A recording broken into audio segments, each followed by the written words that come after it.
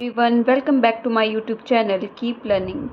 आज हम medical HP TET June 2025 के केमिस्ट्री सेक्शन से क्वेश्चन डिस्कस करेंगे। So the mass percentage of hydrogen in ethanol. Ethanol में हाइड्रोजन की कितनी परसेंटेज है? Options are 52%, 13.13%, 34.13% and 46.23%। तो यहाँ पे मास परसेंटेज का जो फॉर्मूला है वो है मास of hydrogen in 1 mole of ethanol divided by total molar mass of ethanol multiply by 100। सबसे पहले हमें हाइड्रोजन का जो मास है वो कैलकुलेट करना पड़ेगा 1 मोल ऑफ इथेनॉल में। इथेनॉल का फॉर्मूला है C2H5OH। तो यहाँ पे 6 हाइड्रोजन्स हैं। इथेनॉल में 6 हाइड्रोजन्स हैं। तो mass of hydrogen in 1 mole of ethanol is equal to 6 multiply by 1, क्योंकि हाइड्रोजन का जो मास है वो कितना होता है 1 और टोटल यहाँ पे हाइड्रोजन 6 हैं। तो 6 multiply 1 is equal to 6 gram per मोल। तो यहाँ पे हाइड्रोजन का जो मास आएगा वो 6 ग्राम पर मोल आएगा। लेकिन हमसे पूछा है मास परसेंटेज, तो अब हमें इथेनॉल का भी मोलर मास निकालना पड़ेगा। Molar mass of ethanol is equal to 2 multiply by 12।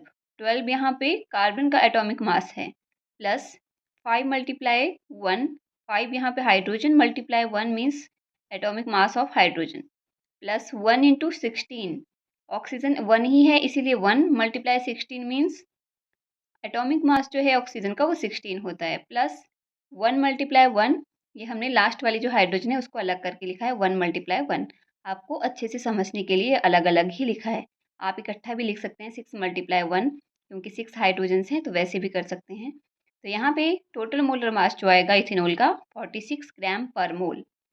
So mass percentage is equal to mass of hydrogen in 1 mole of ethanol divided by total molar mass of ethanol multiply by 100। तो यहाँ पे 6 divide by 46 multiply by 100, तो ये calculate करके approximately 13.04% आएगा।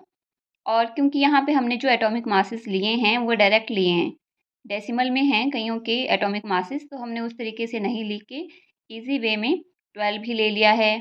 ठीक है, 16 की जगह 16 ही ले लिया है। तो और हाइड्रोजन का भी 1 लिया है, वैसे ही 1 पॉइंट समथिंग होता है। सो अगर बिल्कुल एक्यूरेट वैल्यूज़ हम एटॉमिक मास के लिखेंगे तो हमारे पास ही 13.1313 आएगा।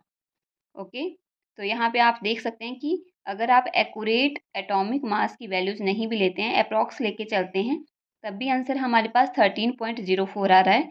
तो 13.04 जो है इन सब में सबसे नज़दीक है आपका बी ऑप्शन के। So right answer is 13.13%। Thank you, have a nice day.